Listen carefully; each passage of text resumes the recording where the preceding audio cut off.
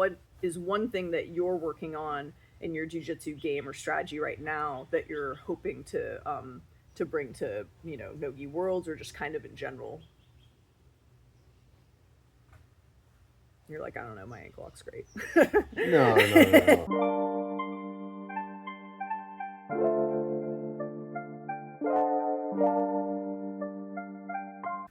All right. Welcome to another Team Chaos Jiu Jitsu Ponderings. My name's Lauren, And I am David. and thanks for joining us today. David, what's your drinks on hand? I'm finishing my coffee, oat milk latte, and then I got a sparkling water. Nice, nice. And what are yours? Mine. I got apple cherry cider from the farm stand, and I got water. Yeah. Smart. Indeed. So, what do we got on the All right. docket today? So, I thought we would talk a little bit about one interesting thing that happened this week for you in Jits, about your Fight to Win event.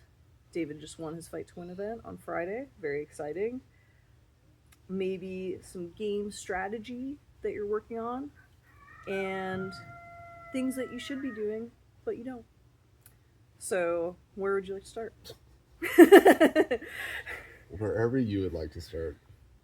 All right. Well, you just came off an awesome victory at Fight to Win, so we should definitely talk about that.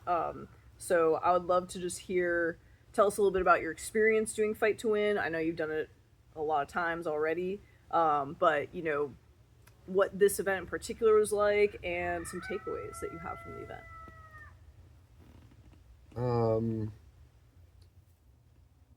So I've done Fight to Win, I don't know, 13 or 14 times now. I think I started when I was a purple belt. And so I lost my first two, actually. I had a really tough first match, got caught in my second one, and then I've been on a streak where from brown on up, I haven't lost, I think it's 11 or 12 win streak. So Fight to Win is well done. It's changed over the years and stuff like that, but it is really nice to have what I think is like a local focus. But most of the matches are blue, purple, brown kids matches. They're all from like local gyms and stuff. So it's really cool to have an opportunity to do something a little bit different. One, it's nice, you don't have to pay for it. Tasha, don't mess with Tasha. Come here. And I think it's really nice that they make it kind of like a spectacle, and it's a unique experience. It's very different than a tournament where you go and show up at a specific time and put the bullpen and all that. It's a way for it to be a little bit more accessible for a casual observer, because you can show up at a specific time and know the person that you're cheering for is going to be at. Come on, get out of here, dog. Silly goose. You get to have like a little bit more of an energy to it. There's like the production. You're up on a stage. There's walkout songs, and it's just really a good time. And I'm very thankful that I get to be able to compete at such a cool event on a frequent basis when they come to town. This latest one was in San Francisco on October 17th, 2025. For the future, folks. I was able to go against someone I've seen on the jiu-jitsu circuit, and another local competitor, Nick Green. I went up a weight class because it was like the best matchup for this event. So I was competing at the 200-pound weight class, and going into the match, I was feeling like a little sick.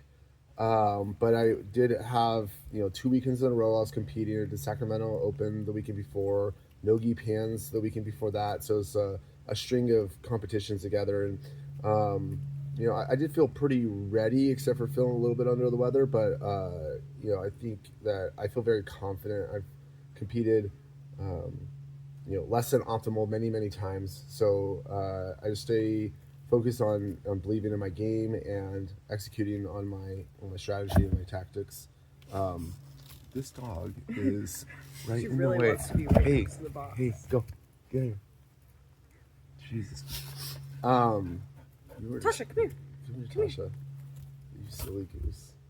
Of like, all "I the wanna places be in the you could camera. be, I you're want right to here. be there. I want to be with the people." Yeah. So I think that this match in particular, it was a good test. I think that Nick is very strong.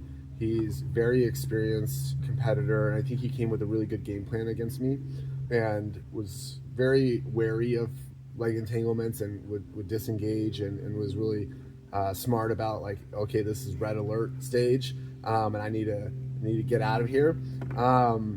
But I just stayed patient and persistent. I made a couple adjustments that helped to create the last scramble, and he was having good reactions, but I was able to come in and scoop the leg underneath to drop it down, and then he started trying to go after an ankle lock himself, which is good for me because then it gives me the avenue to attack it myself, and was able to get the submission. Felt really good.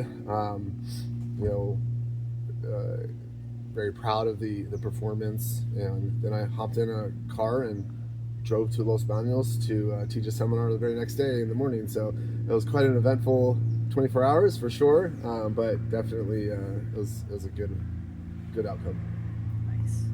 One thing that we tried to do for this match that we don't normally do is we had me like scout Nick Green, who's like made kind of a recent return to competing, and I'm curious for you. When I was watching videos of him, Nick has really good base. He's got a very kind of like judo looking stance, and he's very patient and really strong.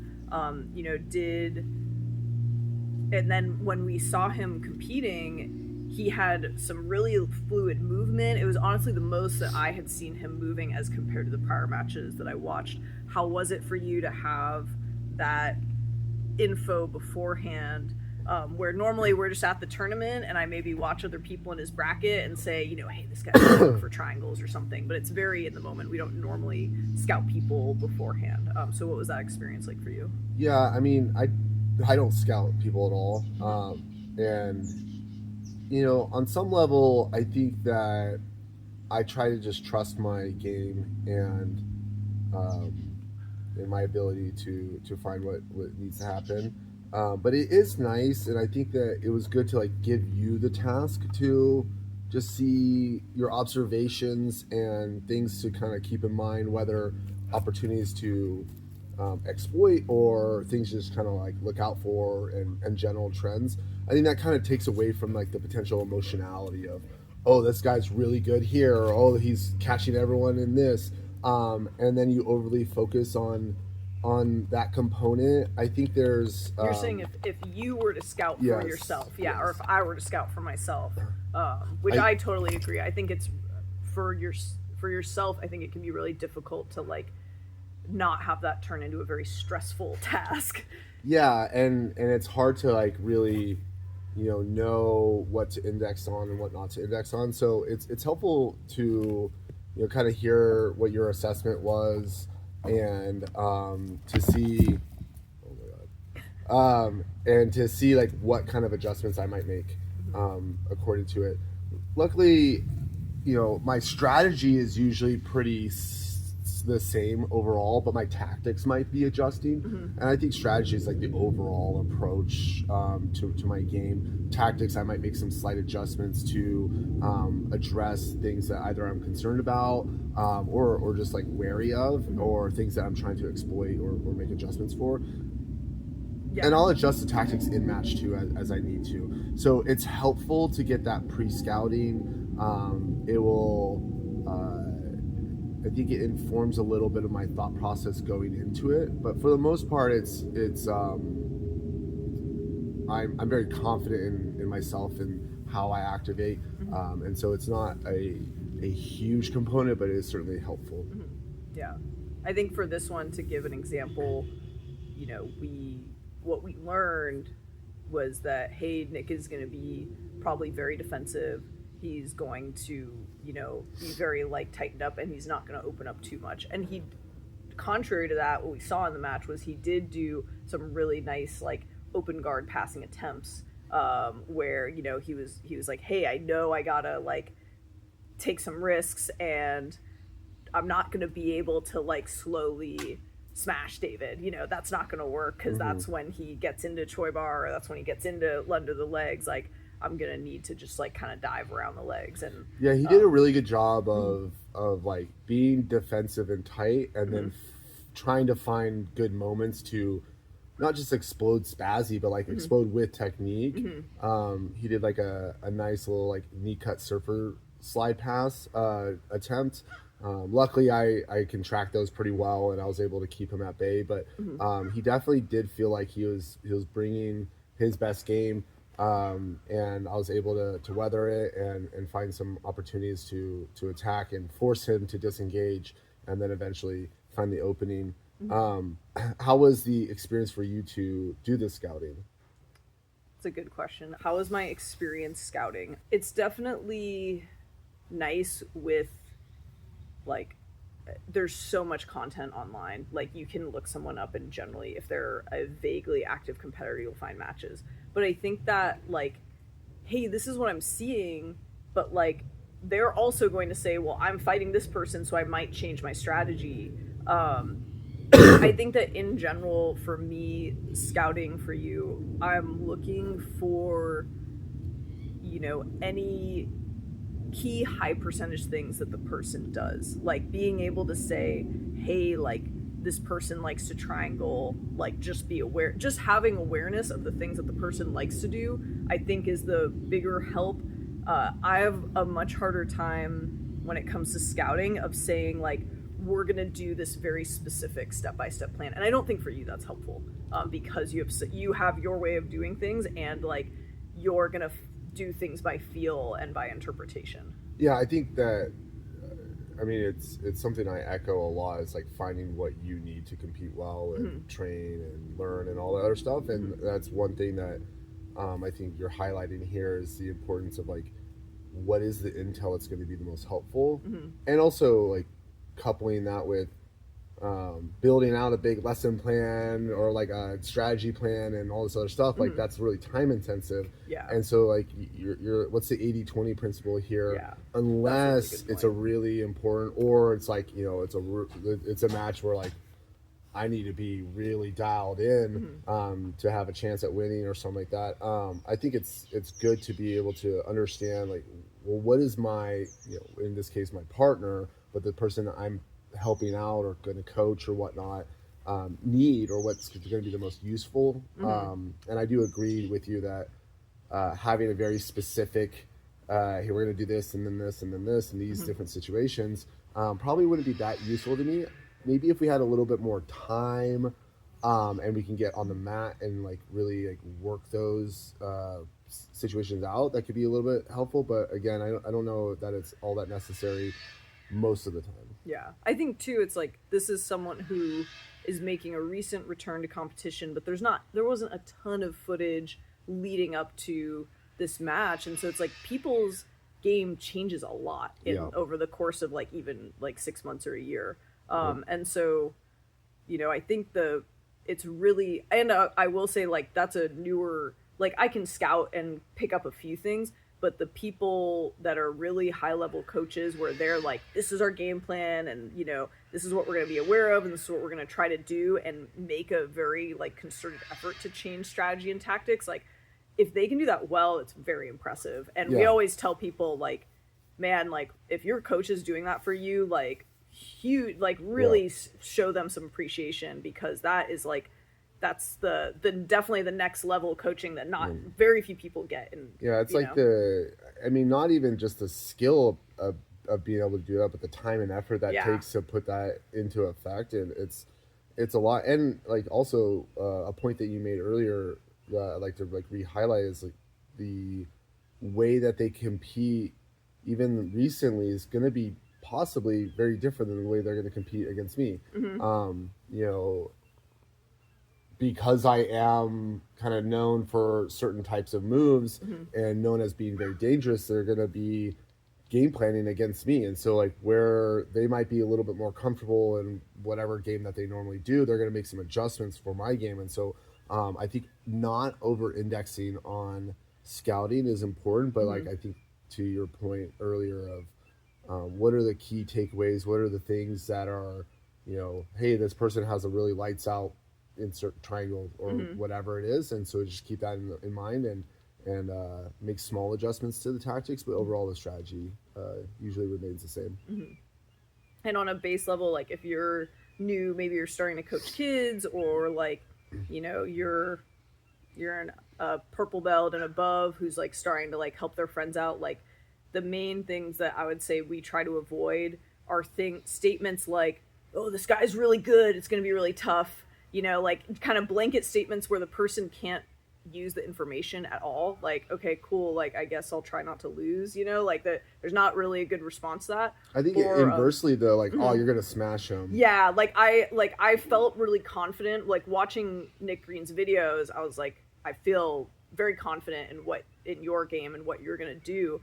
But it's like, don't write anyone off. You Like, can't. yeah, like he made good adjustments, and like just doing the like, oh yeah, you're right. Like it I think that puts undue pressure on the person competing to win, or to just like be like, oh, I should just be feeling like I'm gonna smash this person, when like I had Nogi Pans, like I had someone who hadn't competed in a while, like her Instagram profile was like, didn't have really anything impressive, and like she was really tough, and I think that I like wrote her off a little bit, like being like, oh, this person doesn't look like a very active competitor. So like you never know who's gonna come out of the woodwork, and I think if you're coaching, you want to look at specific actionable things that don't have any like real emotional response, like in either direction of you know like talking the opponent down, or like putting them up on a pedestal, is how I would summarize. Would you agree? Yeah, I think while coaching, I'm really big on very explicit, actionable insights, Mm-hmm. and generally encouragement. Mm-hmm. Yeah. And the encouragement isn't going to be like, oh, like you're going to beat the shit out of the person. I mean, occasionally I'll like do that, Mm-hmm. to just like light the fire on certain people in certain times. Yeah. But for the most part, a lot of it's just like, being encouraging around people putting out good effort, and that they're Mm-hmm. ready, that they're Yeah. good, that they have prepared for it, assuming that they have, Yeah. and focus on like what they can control. Mm-hmm. um, and I try to keep it mostly very narrow focus of what I'm coaching, Mm-hmm. and just have them focus on like, think about what your game plan is, what your first contact is, what Mm-hmm. your overall like need for energetic expenditure. Like, do you need to like calm down because you're like almost Mm-hmm. hyperventilating, or do you need to amp up because you're like, so nervous or whatnot? Just navigating those. I think the emotional aspect is more important than like, hey, this person's going to do XYZ or whatever, Mm-hmm. beyond like the, hey, like this person has a really solid triangle and they're going to be trying to attempt that, so like we're going to have our posture up, we're going to be avoiding those, really not engaging into the closed guard or whatever the very specific tactical, actionable insights are. Mm-hmm. And then beyond that is just be there for them. Yeah, and I think that leads into one of our next prompts. We've now had like two for me, three like tournaments or events that we've done in the last month, and we've got a little break going into November and preparing for Nogi Worlds, and we're talking about how like people's strategy and tactics might change over like not that long a period of time. So I'd love to talk a little bit about what is one thing that you're working on in your jiu-jitsu game or strategy right now that you're hoping to bring to Nogi Worlds, or just kind of in general. You're like, I don't know, my ankle looks great. No, no, no, no. I think that it behooves you to try to continue to be more multifaceted. Like obviously, I have my go-to game that has a very expansive blueprint. Um, but what I try to do is try to figure out. I try to look at my blueprint and it's like, what is the adjacent to next development in certain areas, and I try to occasionally do an analysis of like, most importantly, like where am I running into challenges in specific situations that aren't just a one-off. You know, if there's a, I feel like a one-off where I just got caught just like sleeping, Mm-hmm. like that's fine. You know, like okay, just be aware of that. I don't think there's a whole lot of work that's needed to be there. Mm-hmm. I've had that happen in a match where I felt very confident. And I was just kind of hanging my arm out on a half guard pass, and I got caught with a really good armbar, and that was something that they did really really well. Mm-hmm. It, I feel very confident that any other time I compete against this person, I'm going to win almost every single time. But I got caught slipping, and so I don't Mm-hmm. think I needed to make a whole big adjustment to there. But more to the point at hand is like, if there's something that I'm consistently having a little bit of trouble with, even if it's like a higher, bigger concept, not a specific move or whatnot, I'll start thinking about exploring there and going a little bit more deeper into that area. So specifically, um, people that don't engage with me and do like what I call anti jujitsu, um, and people that are good at being able to put enough effort and extract out really well, I can sometimes have a little bit of difficulty against. Mm-hmm. And so I've been working on this kind of on the back burner for a little bit, but I'm gonna rev up a little bit more here, and especially as we're closing into no gi worlds, because I'll have a couple people that are going to be certainly trying to address that to varying levels of success. And it's they either need to be really technical and sharp there, or usually they have to be outrageously strong also to be able to stay hunkered down and stuff. Um, I actually lost my first refs decision. I had my first refs decision of my entire career this year, and I lost my first refs decision to this kind of a situation where I felt I was doing enough, threatening, but he was just kept keeping me from being able to enter things and stuff like that. And so that's a good example. Another really good example is actually, was it last year's 2023 Nogi Worlds? Stephen Hargett, who's from Six Blades down in I think Austin, Texas. Yeah, Mm-hmm. he trains with our buddy Yeppy. Mm-hmm. He's just really sharp and good at like coming in and out and Mm-hmm. creating this like this structured attack without overextending himself. Mm-hmm. And he's actually beat me a couple times in Nogi with this approach, and I'd like to get one back on him. I've only beaten him in the gi once, but he does such a really good job of that. And so you guys can scout that match if you want. And I think that like being able to come up with better answers against that kind of a game plan, either the Mm-hmm. really sharp technical in and out, and finding like these different avenues, or like the hunker down and don't let things progress. Mm-hmm. I'm working on coming up with a few more examples, or a few more avenues of attack to be able to address those, and also like when in the match to make that switch over to opening up, because oftentimes they want you to open up, and that's where they're going to try to take advantage. Yeah. But I also need to make sure that I'm either in the judge's eyes doing enough, or more importantly, like being able to create that controlled chaos that I really like to be able to be in, Mm-hmm. to find those hidden harmonies for taking advantage. Mm-hmm. It's part of why I asked this question later. That way, we have anyone who's scouting us just like drop out along the way. No.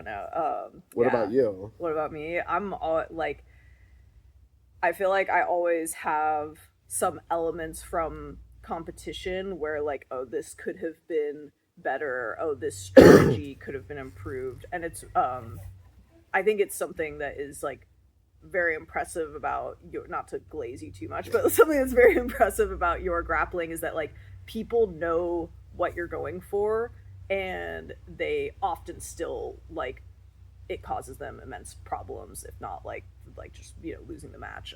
Whereas for me, like the one of the newer things that I'm running into at black belt is that people are not just scouting me, like we post now, and like I'm fighting some of the same people again, and so they're having better awareness of what I'm looking for and what my game is. And so that's like kind of a new issue for me. I was actually, it's funny, I talked to a lot of other women who like from purple belt on, they were just fighting the same like 5 people over and over again, and I got kind of lucky in that like I didn't really have to deal with that, and like it was it was usually a fresh match. And I think when you're fighting in the big ones like Master Worlds and Pan Ams and all those, like you don't usually see the same people as often, or hopefully you get a match against someone new, because that's just always that's interesting in a different way, like it's the unexpected, especially because we don't scout people. So now that I've had this feedback of people know what I'm going for, they're like, she's gonna do K-guard or De La Hiva, they're addressing it well, and I have a harder time doing certain entries that you do, and so the things that I'm working on now are actually like kind of similar. One of the biggest things is if I'm down like 2 points or an advantage, I tend to, we did fight to win and other submission only events so much, I tend to just be shooting for submissions. Like I like sweeping from De La Hiva, but it's really because I can move myself around them, not because I'm off balancing them. And so when I'm in half guard, which used to be just the bane of my existence, I felt like half guard was like the beginning of the end for me when I was on bottom, and now it's like I have attacks. I can go to K guard, I can choi bar, but if they're really shut on that side of their body and really defensive, it's very hard for me to like generate things. And so now what I'm really working on is, okay, they're shutting down that side of their body. How can I start to attack the other side for my left side, so that I can get things to open up? And what's funny is that I started off being like, okay, I need to learn how to sweep from half guard. And I start seeing things like I see a cool Barado Plata from one of the Meow Brothers on the left side, and I'm like, screw that, I'm just gonna attack submissions on the left side, and that way it'll open up the right side, and I'll make a sweep happen from there. But like, so it's funny to where I'm just like, screw it, I'm just gonna use submissions to open up more submissions, and I don't care. I mean, yeah, that's been my like mentality forever. Yeah. I think there is a little bit something to be said, like the better that you are at submissions, the more likely you are to get sweeps. And so like if you get better at sweeps and they're worried about sweeps, then submissions will open up. But I like submissions. So. Yeah. I am noticing too, like it's interesting the things that like were where you try it at like white belt and blue belt, and like if I was playing half guard and they stood up with their left leg, I wouldn't dive with your right. Yeah, I'm on my right side and they step up with their left leg. I didn't like to go for underhooking that side because I felt like, oh, I'll just get cross-faced, like this is just going to go bad if I try to cross this big gap from me being here to closing the distance. And I'm trying to rewire that a little bit. It's like, no, you have like my self at black belt like knows how to frame, it knows how to move, I know how to move quickly under that leg, and once I'm underhooking there, I can go to deep half or X guard, take out the trash, those kinds of things that will let me sweep. So so there's an interesting like rewiring process too to help open up some of those possibilities. So yeah, that's some of the stuff that I'm working on. Yeah. I feel like I often have things that I'm trying to work on, and areas of my game where I'm like, hey, if I'm rolling with like a white belt or blue belt, try to let those like people enter that space so that I can keep working on it and just get lots of reps and have a few key things that I'm telling myself to do from there that I didn't do in the tournament. So like, oh, I'm in smashed half guard, like scoot my hips away to put in a butterfly hook. And just focus on those couple things, and hopefully that helps start to write a new story about what I do from those positions. Mm-hmm. Yeah. Yeah. All right. All right. What's next? What's next? I think that, you know, we're masters athletes. We got jobs. We got kids. We got dogs. We got all kinds of things going on, and so there's a lot of things that we know we should do, but we don't do. So I would love to hear what's one thing that you know you should do to support your jujitsu, your athleticism. You know, fill in blank here, but you're just like not quite hitting it. One thing? Yeah, or you know, a laundry or three. list of things. Yeah, I don't know. Give us the laundry list. One, I don't train enough. I'm like at 2.5 days a week. I'm hopeful that now that I'm not at Google anymore, I'll have a little bit more like flexibility and time to be able to get on the mat and stuff like that. So I'm gonna hopefully get that to like 3 or 4 times a week. And then add in some teaching and stuff like that. That'll help keep my mind sharp and thinking about jiu-jitsu. I don't do conditioning. I walk the dogs like a decent amount and stuff like that. And I'll sometimes get, I mean, we live in just like a beautiful area. So sometimes I'll like go on a hike or whatnot. And the hiking trail behind us is like uphill both ways. So you can only choose one uphill or the other uphill. So I usually do like a little loop that takes you about 60 minutes. Uphill both ways, no, like just the you don't have like an easy path one way or the other. It's like you got to go up. Mm-hmm. But it's so nice and refreshing. I'm not doing strength training, much to my strength and conditioning coach's chagrin on all of these. And then I think the other thing, although it's like somewhat under my control and somewhat not, is I'm not sleeping as much or as well as I would like.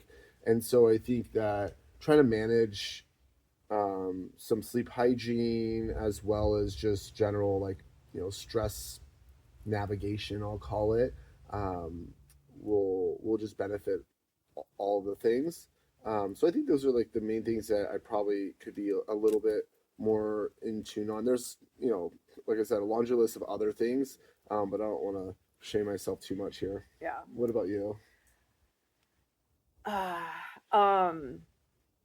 I think the main thing that I would really like to see myself improve on is just getting back to being consistent with the strength and conditioning, and like the consistent with the strength and bringing in the conditioning. Because I can get myself to lift a couple days a week, you know, with some level of consistency. You know, like the last month we just kind of, it fell off. It's been this difficult. Is what happens. Like we went on a 1 week vacation, and then 4 days later we flew to New York to compete in Yogi Pans. We're there for 5 days, and then 3 or 4 days later went to Sacramento and stuff. And so it's been like we've been bouncing around a lot. And I think 2 days, if you're consistent, 2 days is enough to see real, reasonable results. Obviously, like, you know, a little bit more might be good, and I'm looking to go from zero to any. Go from zero to any, but yeah, I think it's important. And also like the prehab, rehab, I'm a little bit better with that. But like mixing that into the lifting, I'm a huge believer and like advocate very strongly for people to do it, but like I'm like a boomer, like do as I say, not as I do kind of person, I guess. But I think the good news is that, you know, part of the like do as I say, not as I do thing comes from like you and I have both like already put in the time, you know. Totally. And there's like, a lot more that's like, hey, once you are at a certain level of fitness and you kind of you've been there for a while and you do the bare minimum, like you're actually probably going to maintain like quite well. Absolutely. And totally. So that's like, we're kind of riding that. Whereas like, hey, if you're someone new to jiu-jitsu or new to fitness, like you probably really do have to be consistent and you have to put in the time for like a good, like 6 months to a year minimum, you know? And I feel like I'll see people where they're like, you know, hey, 3 months, like I'm lifting and why don't I see results or whatever. And like, even if you're a little on and off, like you will start to see them like 3 years, 5 years, like over that long period, like it will happen as long as there's some level of consistency. And there's like this subtlety that happens that like it's really, I think we talked about last time, is like it's about comparing yourself to your previous self, Yeah. and often that's really hard to do unless you're like unless you're like tracking the poundage that you're Yeah. improving. But even then, it's like translating it over to jujitsu. It's like you're a little bit more robust. You're a little bit better at like these like static hold positions because you're stronger, or just more flexible, or whatever it might be. And those are sometimes hard to really see measurable results. But just know that like good strength and conditioning is just gonna make you more healthy, men or women. Yeah. And just as a plug, like if you're a woman worried about lifting weights and getting huge and stuff like that, it's not gonna happen. You have to really, really put a lot of Yeah. effort into it. It's outrageous, and strong girls are beautiful. So I wanted to ask you, you know, I think to give a little bit of a taste of like what does conditioning, in like because you're saying, hey, I want to inject conditioning into my protocol. What does that look like for you? I think that there's like my ideal world, and there's like what I actually might do, and trying to like get that 80-20 principle of like what's kind of the minimum that I can do that gives me a noticeable difference. And I think that what I've concluded that would look like right now is riding the bike and doing sprints for like 20 minutes or 30 minutes, something like that. Are you doing like 20 seconds on, 20 seconds off? Yeah, or exactly. Stuff like that? Yeah. Honestly, the other thing that I've been meaning to chat with you about is like, you know, we have like a limited amount of willpower each day. And one thing is like I've way long ago, like I did some spin cycle classes that I was like, this is hella fun. Like I would totally do this more. And so like, hey, that will get me to do cardio. If I know there's going to be someone else yelling at me and there's going to be some sick techno music playing and I'm going to have fun, then I'll actually do it for an hour. You know, it might not be like the best, like specific training, like, oh yeah, zone 3 for this time, yeah, but like but whatever, like it's at the better end than of the doing day, nothing. it's Yeah. like what get, I mean, this is like a suggestion I always give people in fitness world, like you know, whether it's like Orange Theory or CrossFit or doing a spin cycle class or whatever, it's like, especially if you're at zero or like basically zero, like do anything that's going to be safe and that gets you doing stuff that's fitness. Yeah. Because that's more important than anything else. Like doing the optimal doesn't matter if you're not going to do it. And so like you're saying, hey, like there's the ideal world, but here's the more realistic world. That's the way where you should live. Yeah. And then maybe eventually like you get to closer to an ideal world or whatever. Like I struggle with this myself. Like obviously like I'm at 0-0 for strength and conditioning, but I think that makes a lot of sense. Like if it's fun to you and it's going to get you to do something, even if it's not perfectly optimal for your sport, like you're not a professional athlete that's living, breathing, and living off of your output and having all the support in the world for it. Like, yeah, go do that. Yeah. Like, that sounds great. You know, it's more important for that than getting everything exactly right. Yeah. And that's what I think you can do one of two things. You're like, hey, I'm trying to add this to my plate, but like I only have a finite amount of willpower. It's like you can either find the aspect of it that all else being equal, you can make yourself do, even if it's not the best version of it. Like, hey, ideally I would probably do cardio like 3 times a week for however long, and it would be hard, you know, like that's the other thing is conditioning for the sport that we do is not fun, and it is hard if you're doing it right, you know. And so there's like, okay, well, I'm just going to do less of it. My results won't be optimal, but at least I'll have some results. Or there's like, can you remove other stresses and things that are hard for you right now so that you simply have more time? And it's like, as masters athletes, like you're probably not going to be able to do that. You know, like that's very difficult to be like, oh yeah, I'll just have my family like need less of me, or, you know, my job need less of me. But if you're young, like you might be able to do that. And take a nap during the day. I don't know. Yeah. And then one other thing, I think that if you can create where it becomes a habit Mm-hmm. because it's ingrained and Mm-hmm. it's just what I do on Tuesdays at Yeah.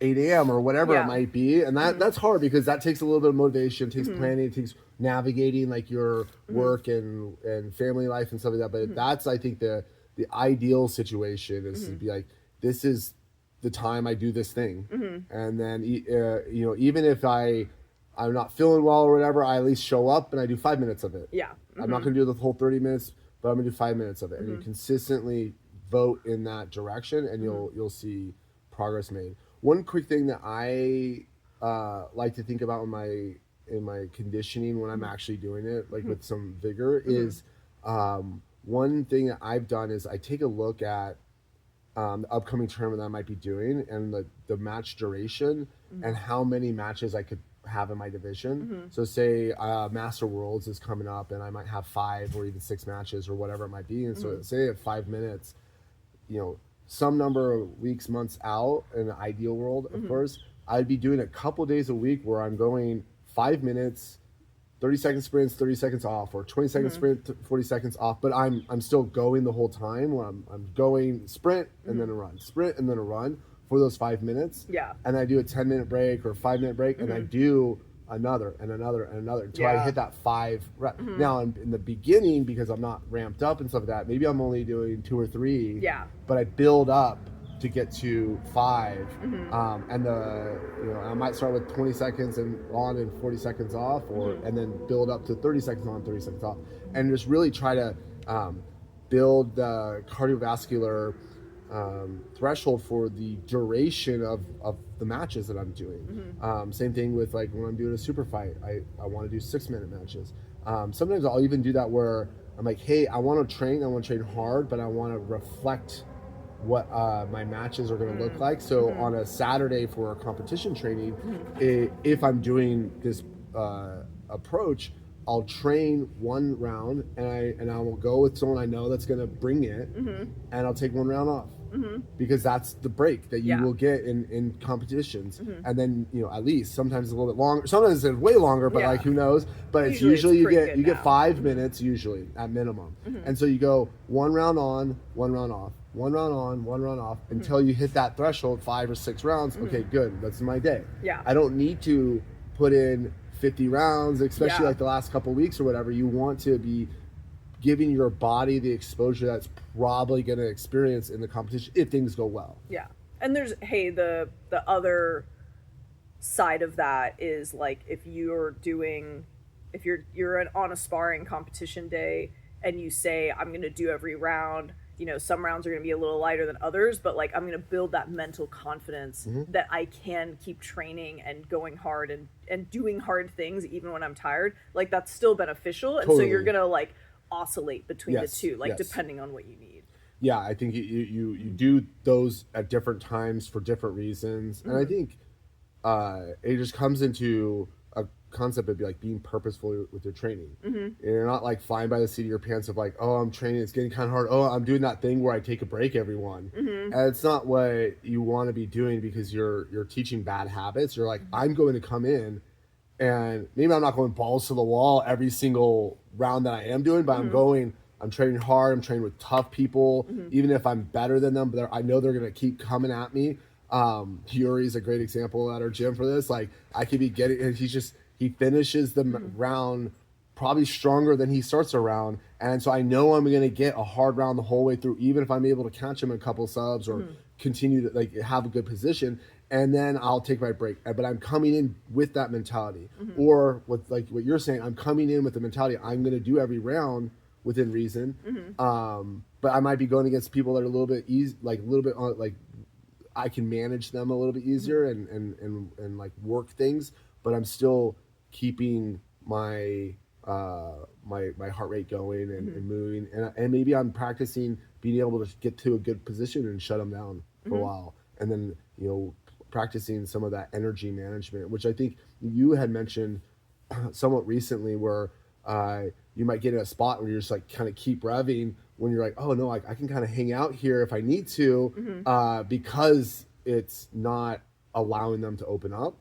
Sometimes I have a little bit of a problem. I'm like, I'm gonna keep keep trying to progress, keep going for the hunt. But sometimes you got to be able to chill out and stuff. So Yeah. I think, like, to your point, be able to oscillate, but be purposeful with what you're doing beforehand. Yeah, that actually is like the one other strategy that I really want to work on um, is being. I usually have a very like keep going forward kind of passing game, and I'd like to tell myself like, hey, come back out, reset, give yourself a chance to breathe, be in a place where they're not connected to you, so you're not like, oh, I'm exhausted, and they're not in an ideal position to sweep, but they have connections to me where they probably could. And I think I do that pretty well from like a cut through pass reverse De La Hiva kind of position, but I'd like to do it even more from just other guards. Like if I've swept and come on top, give myself that chance to breathe or just work on my cardio and, you know, like not need it. I mean, yeah, those are Yeah. Both. two ways of approaching a similar concept, and you can do both, obviously. Yeah, totally. Yeah. I have one more question, but like we can also wrap it up. That's your question. All right. We talked a little bit about fight to win, but what's one interesting thing that happened this week for you? Maybe in jiu-jitsu, maybe in something else. Yeah. It's one interesting thing that's happened to me. Mm-hmm. I think it's a collection of multiple things. As I've mentioned before, I'm no longer at Google. I was there for 9.5 years, 6.5 as a full-time employee. And so it's like a little bit weird that I'm not. And, you know, I made like the announcement and a lot of people have just been like really encouraging and congratulating me, even though it feels somewhat like I did make the choice, but it was also like it was kind of made for me in a lot of ways by and I've been like, you know, posting some stuff online, like, you know, this and mentioning I've been wanting to do more seminars and private lessons, and just like the amount of people that just like reached out, whether they're like inquiring about private lessons or just being like, oh, like I really respect what you're doing and like keep it up and like we're rooting for you and that kind of stuff, and it's just like really humbling, and I just really appreciate where it feels like I have a lot of support in this time where I'm trying to figure out what my next step in life is and stuff.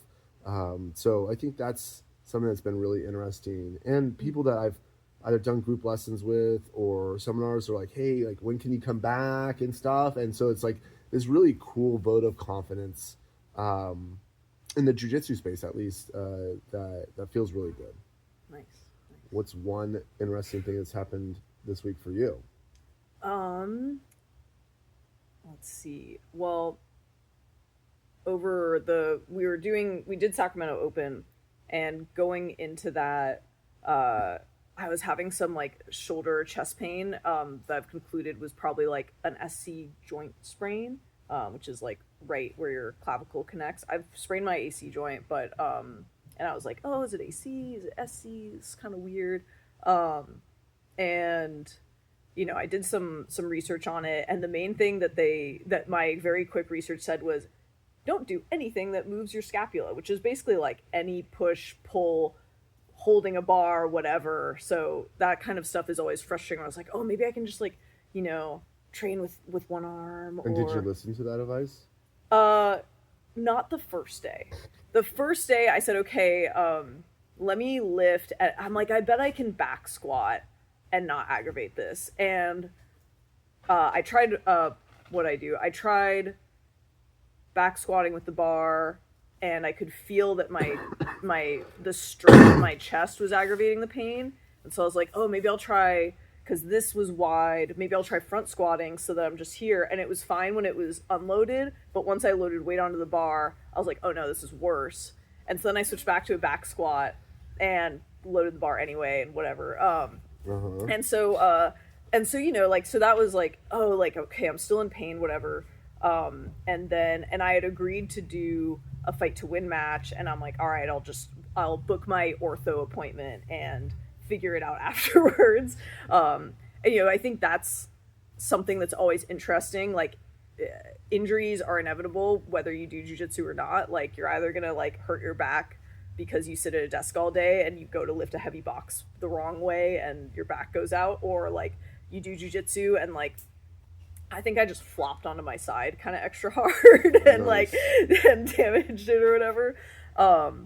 And so yeah, so that was okay. This pain isn't so bad and so consistent that I should not take this fight, but it's annoying enough that I should start to like look into some options. And then my opponent dropped out, and the other opponents they offered me, I was like, these are like less than ideal matchups, and I'm already dealing with this, and I'm just tired from competing 2 weekends in a row, so I'm good. And that saying, like, having that off my plate freed me to get to say, hey, okay, I'm gonna give myself a break. I'm not gonna train, but I can do other cardio. And so, you know, I think when you are dealing with like an injury or stress where you maybe need to take a break from training, but like, you know, training's your unfortunate like therapy replacement, or like you've been training for so long, like it doesn't feel good to not train. Giving yourself the like, hey, I'm going to go to the gym, but I'm going to bring my lunch and just like watch, or I'm going to be there. And I'm just going to ride. Luckily our gym has an Airdyne there. So, I'll just ride the Airdyne, and get to see what people are doing. And so you feel like you can still keep your routine. And like, I'm improving my cardio. I'm doing the thing I talked about, which is I need to do some conditioning. Let me hop on the bike. And so there's usually like something else you can work on. There's a way you can stay connected to like your community and your schedule and everything, and still recover, which is like, we were just talking about other people that we know where it's like, man, like they never give themselves that time to recover. And, you know, in my mind I have like excuses of like, or not excuses, but like, well, we just went on a week vacation like a month ago where we didn't train at all, like I shouldn't have to rest right now. And it's like, sorry, you're 36, like you landed on your shoulder weird and now it hurts, like you have to rest, you know? So I think learning to take that time and know that you'll be able to get back to work on the things that you want to work on in jiu-jitsu if you rest, like is good. And so that was kind of what I was dealing with this week, is that interesting like interplay of like a minor injury that was enough where I'm like, okay, I should probably actually not train and like schedule an appointment with an orthopedist and like, you know, yeah, just do the things. Fair enough. Yeah. Mm-hmm. But it's nice. And then I got to train. It's like, okay, I really rested. By Friday, Friday I didn't train. Thursday, I did a couple light rounds and was like, oh, it's okay, the pain's back a little bit. And Saturday, I just drilled and did a couple light rounds and really tried to not use my arm. And I feel like I've built that discipline enough over time where if I even start to use it, I'll have enough awareness to like stop. And so I wouldn't recommend that for someone who's newer, who like, you know, they start rolling and it quickly goes from being light to like not being a light round. But like I think that you can find a way over time, or you just don't. Your black belt or brown belt that can't chill roll either, because there's lots of people like that. Yeah, totally. You mean like your partner, you're rolling with a partner, and you're like, oh yeah, let's go light. Or yourself, and if you're like, I'll go light, and then you're like not going light at all after like 14 seconds. Yeah, I think that's very much when you're like, I am only rolling with these few people that I can actually trust, you know, like, and then I know. What I'm saying is like for yourself, like if you can't trust yourself to like actually roll light, that's a skill in of itself to like be able to be like, yes, I'm going to chill, and pick your partners that aren't going to escalate. Yeah. But like, I'm going to lose this round if like they go hard in certain spots because I'm trying to not get hurt. It's very difficult to do. Yeah. And I think you have to be okay with like, yeah, they're going to pass my guard. Yeah. They're going to do whatever because I'm using one arm or I'm using one leg or whatever. Like, and that's hard to do. Yeah. It's very tough. Yeah. But we're trying to train for longevity too. Yes. Yeah. One, round where you win, but you just re-aggravated your injury is not in line with training for longevity. Yep. Yeah. Agreed. With that, Thank you for joining Team Chaos Jiu Jitsu Ponderings. we out. I'm Lauren. That's David. You can't see Tasha. She's coming though. There she is. There she is. That's Tasha. All right. Subscribe. Like and subscribe. Like and subscribe. Like and subscribe. Like and subscribe.